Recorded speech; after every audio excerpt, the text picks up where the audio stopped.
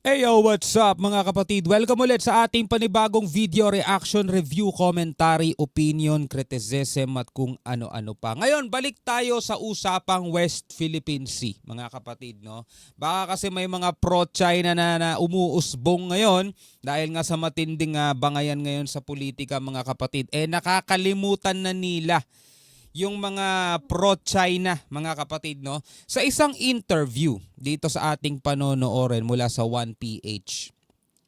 Sinabi, mga kapatid, ni Senator Bato de la Rosa na nirerespeto daw ang Pilipinas ng China. Ang sabi niya, nirerespeto tayo ng China, mga kapatid. At nung panahon ni dating Pangulong Duterte, hindi natin nararanasan yung mga pangwa-water cannon, mga pangaharas na ginagawa ng China. Ngayon lang daw yan, no? Sa panahon ngayon ni PBBM, na tila ba kasalanan ata ni PBBM, mga tol, na igiit niya yung ating soberanya o igiit niya yung ating karapatan dito sa West Philippine Sea, mga kapatid, no? Ito, panoorin na lamang natin at bigyan natin ng reaction video and commentary. Etong videong ito, mga kapatid, mula sa 1PH. Pwede kayong magbigay ng inyong saloobin. Pwede kayong magbigay ng inyong komento o reaksyon dahil namamalagi pa rin naman, mga tol, na ang dapat nating pinapairal is yung ating pagka-Pilipino at yung pagmamahal natin sa ating soberanya. Partikular ngayon, mga kapatid, na nagkakaroon tayo ng problema dito sa West Philippine Sea dahil nga sa patuloy na agresyon ng China na ang sabi nga nila nagsimula lamang daw na naging marahas ang China ngayong panahon ng administrasyon na to. Ito, panoorin natin, mga kapatid, ha. I also have to bring up, sinabi mo na rin to sa StoryCon before, you did Yes. say that you will live and die with your president. That No. You will live and die with your president. That would be President Duterte, of Yes. course. So I'm trying to reconcile what you're saying today and what you said before. Are you changing your mind now about the West Philippine Sea issue? Living and dying is different from having the different opinion. Di ba? I will live and die with him. Kung mayroong gagawang masama sa kanya, magpapakamatay ako. Pero pag magkaiba nga ng opinion yung magkaiba nga ng stand yung magkapatid, kami pa na hindi kami magkapatid. Di ba? At saka, you are trying to distance me from President Duterte. Sabi ko na sa inyo, hindi siya pro-America, hindi siya pro-China, pro-Filipino siya. Kaya nga yung ganyang diskarte, ganyan, para respetuhin tayo ng both countries. Tingnan nyo, sa panahon ni Presidente, meron ba tayong nawala na area sa West Philippine Sea? Meron bang naagaw? But they increased their Wala. militarization. Nirespeto tayo ng China. Yeah. Nirespeto tayo ng China. Irerespeto daw tayo ng China, mga kapatid. Doon pa lang pwede na kayo magbigay agad-agad ng inyong opinion. Wala naman sigurong masama, mga kapatid, no? Kung magbibigay tayo ng reaction, opinion. Hindi naman sa pagtuligsa, no, kay Senator Bato de la Rosa as a person. Ang ating pinupuna is yung kanyang pahayag na nirerespeto tayo ng China, mga tol, no? Ano sa tingin ninyo? Balikan natin. But they increased their Wala. militarization. Nirespeto tayo ng China. Yeah. Nirespeto tayo ng China. Nirespeto siya ng China. So, napakaganda, di ba? Mayroon ka ba narinig na pambubuli ng Chinese militia doon sa ating mga mangingisda sa West Philippine Sea noong panahon ni President Duterte? It happened before, Sen. It happened before. Panahon ni Duterte? Alam ng reporter. It happens, nangyari naman din. Less lang, to a Less less lang. degree. Less. Pero hindi kagaya ngayon But na they- wala na talaga silang respeto. Yes. But they continued military. Alam nyo kung bakit kagaya ngayon na talagang wala na silang respeto, mga tol? Kasi pinapalagan na sila eh. Hindi katulad dati, mga tol, lahat ng sabihin nila, sunod-sunuran tayo, mga tol. Di ba? Si Rocky na nga may sabi, meron daw gentleman's agreement. Di ba? O na tinututulan ng ibang pro Duterte o tinututulan ng ibang kampo ni Duterte, pero nasa kampo rin kasi ni Duterte yun si Roque, di ba? Si Roque mismo nagsabi, nagkaroon ng gentleman's agreement. O mga tol, ano pa ba kailangan nating hanapin kung bakit hindi tayo binubulas masyado ng China noong mga panahon na yun? Tropa eh. 'Di ba? Tropa eh. Sa ibang report pa nga, ang sabi ng isang UP professor, mga tol, pinatigil daw dati ng Pangulong Duterte yung pagpapatrolya ng mga Navy o Coast Guard. 'Di ba? Eh, ano nga palang bubulihin sa atin kung nagigisunod-sunuran tayo, mga tol? 'Di ba? Eh, kailan lang ba iginigiit yung 2016 arbitral ruling? 'Di ba dati ang sabi is just a piece of paper. Bigay mo sa akin yan, tapong ko sa basurahan yan. So tingin mo bubulihin ka ng China kung ganun ang sasabihin mo? O meron pang isa, eto joke lang naman daw to mga tol, pero lipat muna tayo saglit ha. O eto. Si ano, gano'n na lang ang respeto ko kay Xi Jinping. Oh, Matakot ka. Sabi nila, they will not build, they assured us, they will not build anything there sa Scarborough Shoal. O, tanong, natupad ba mga tol?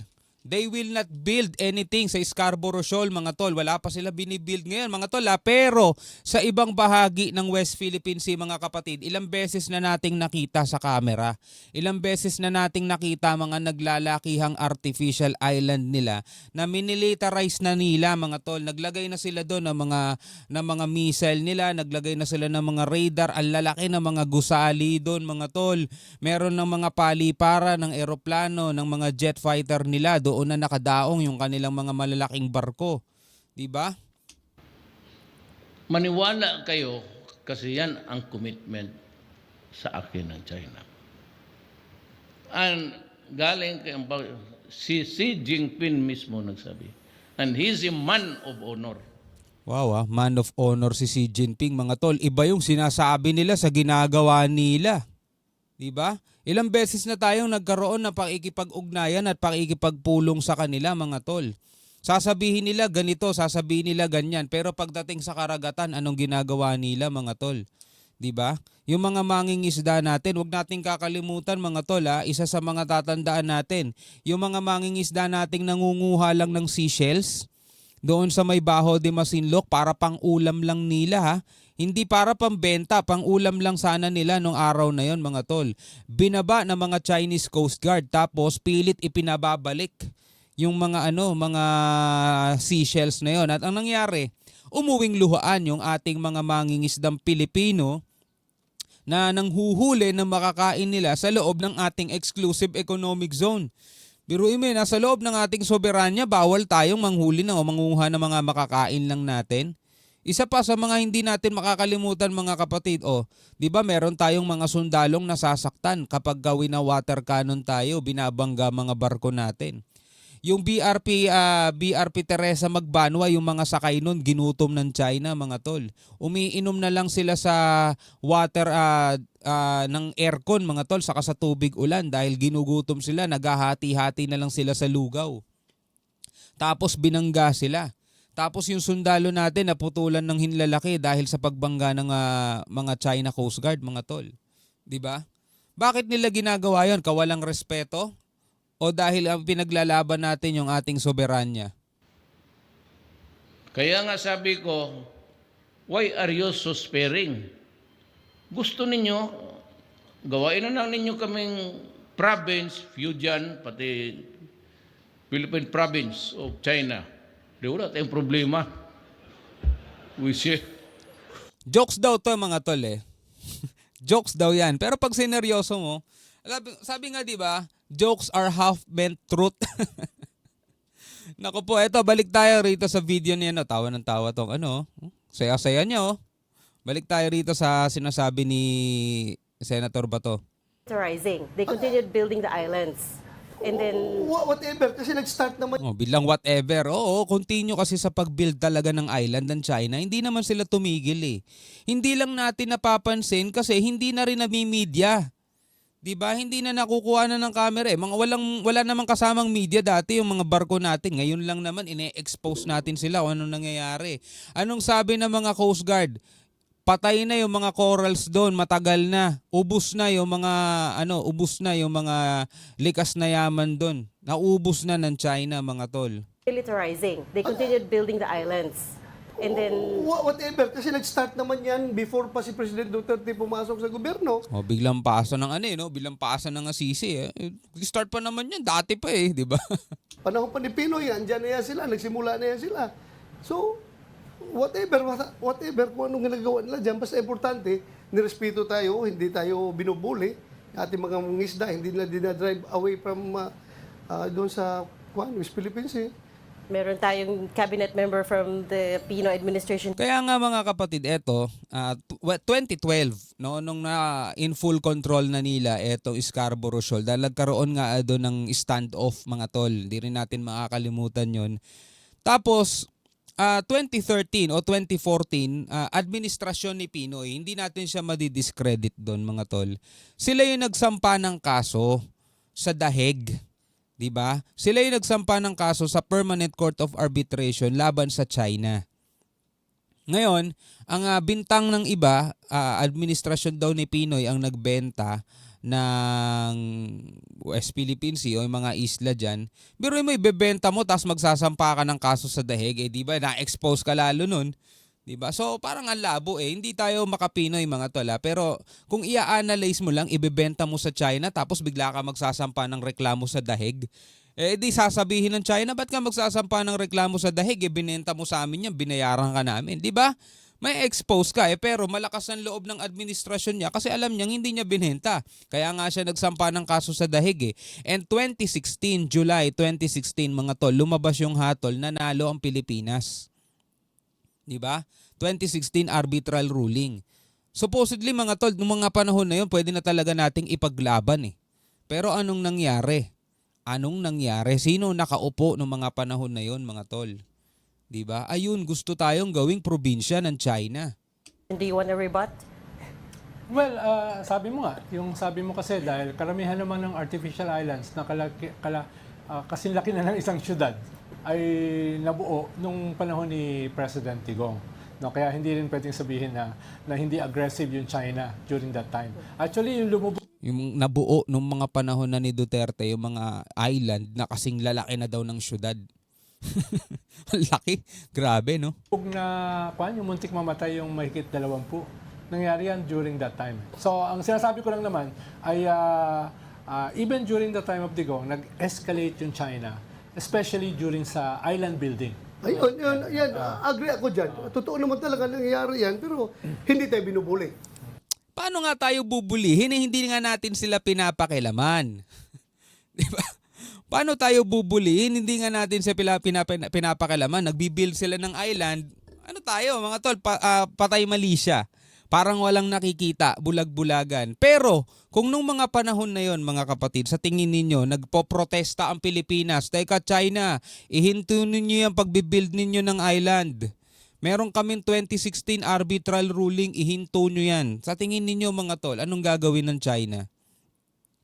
Diba? Tatandaan ninyo mga tol, galing din mismo to kay Panelo, galing din mismo sa kampo ng Duterte.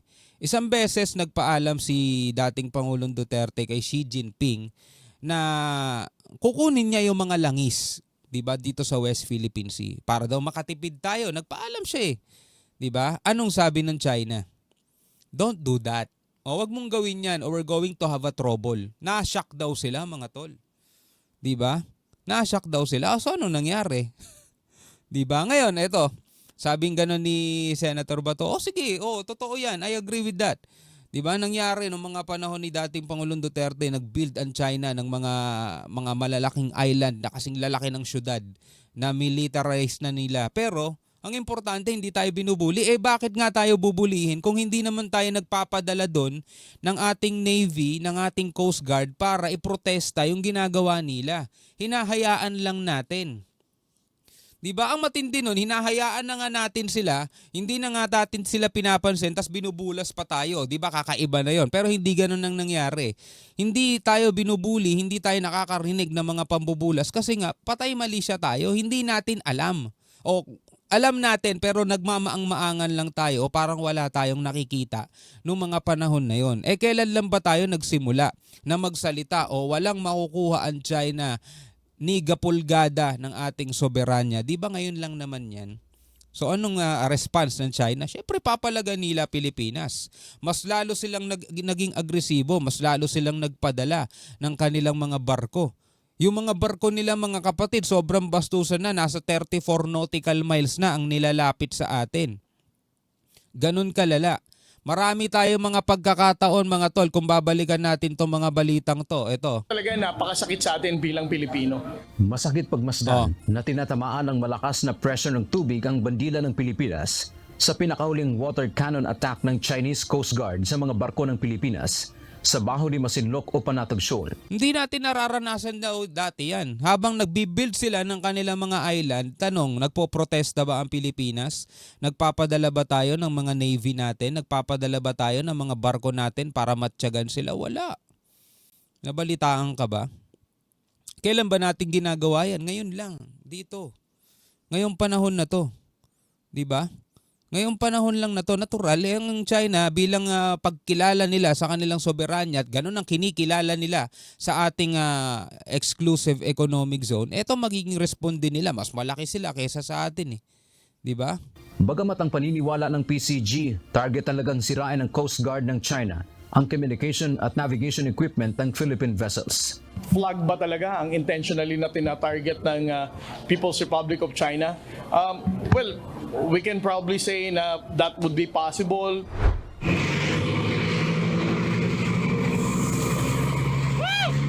Ano flag ng Pilipinas mga kapatid sa pool, kumbaga parang binobomba talaga tayo. Makikita sa video na maraming pagkakataon na direktang tinamaan ng tubig ang Philippine flag. Una nang sinabi ng PCG na very fatal o nakamamatay ang pressure ng tubig dahil nasira nito kahit ang bakal na railing at canopy ng kanilang barko. Kaugnay nito pag-aaralan naman ng Diba? Ito pangyayari na to sa nakaraan mga kapatid. Pero ito nga, nililinaw natin. No, bakit? No, sa panahon ni dating Pangulong Duterte, ang sabi ni Bato de la Rosa o ni Senator Bato, nire-respeto tayo ng China. Respeto nga ba ang tawag doon mga tol? Respeto nga ba ang tawag doon? O na-domina na nila tayo? For example mga kapatid, ikaw yung mas angat. 'Di ba? Tapos may mas mababa sa'yo na walang magawa kundi sumusunod lang sa'yo. Respeto ba tawag doon o kasi tinakot mo na? 'Di ba? Hindi tayo nire-respeto ng China kasi kung nire-respeto tayo ng China mga tol, nire-respeto sana nila yung 2016 arbitral natin. 'Di ba? Nire-respeto sana nila mga kapatid yung claim natin sa ating 200 nautical miles exclusive economic zone. Kaya yung salitang respeto mga tol, maling gamitin yun nung mga panahon na yun. Hindi respeto yun.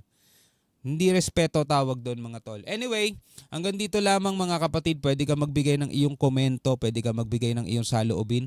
Comment ka na lamang sa ibaba. Hanggang sa muli, ako nga pala si Shobaldi. Peace out.